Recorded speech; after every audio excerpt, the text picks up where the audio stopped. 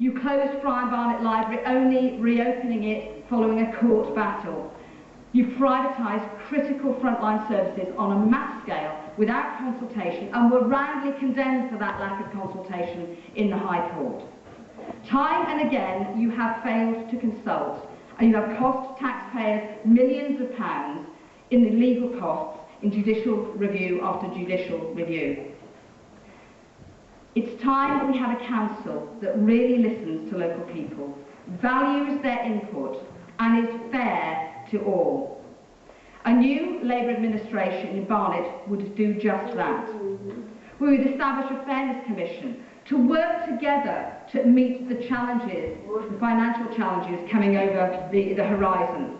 We would draw up a robust consultation and community engagement policy, because it's right that we set out how we include and engage local people in all that we do. We would open up the council to ordinary people by webcasting, by establishing public question time in full council.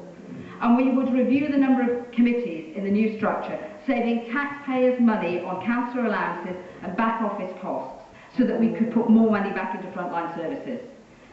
And because we need to regain the trust of ordinary local people after years of a patronising, dismissive, out-of-touch and arrogant Conservative administration, we would bring forward proposals for 30-minute free parking in all our town centres. We would bring forward proposals to cash enable the current cash-only machines. We would bring forward proposals to establish free parking at Christmas.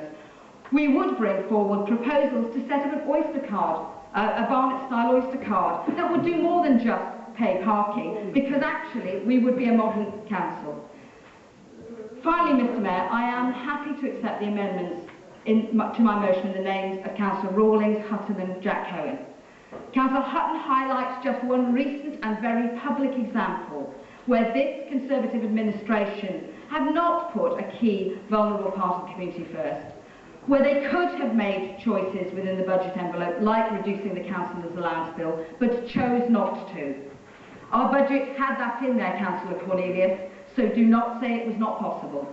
Councillor Rawlings talks about signing up to the Sustainable Communities Act and building social value into our decisions, and really putting the community at the heart of what we do in the name of democracy and of fairness.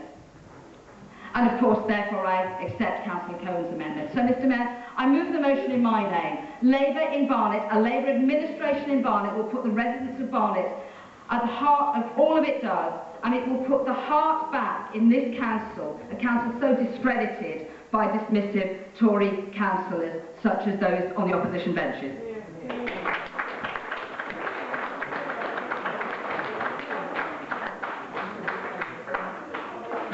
Councillor Thomas.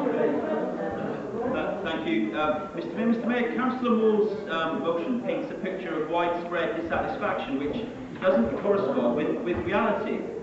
The reality is, Mr Mayor, that since 2010, overall satisfaction with the council has increased by 23%. That's a significant increase. And those figures are taken from an independent survey. Yet Councillor Moore talks of anger, but this anger does not exist except in the minds of the Labour group and the 20 or so residents who make up the vocal minority. Even the biggest change to a service which serves every resident met with resounding approval. Over 80% of those 40,000 residents surveyed about the new recycling service said they were satisfied with the new service. Now, I know Labour like to dwell on negatives, so I will remind members how many residents complained whilst being surveyed. It was 2%. This, now again, was an independent survey, Mr Mayor. This widespread anger and dissatisfaction does not exist. Labour can say what they like tonight, but the fact is the vast majority of our residents are happy.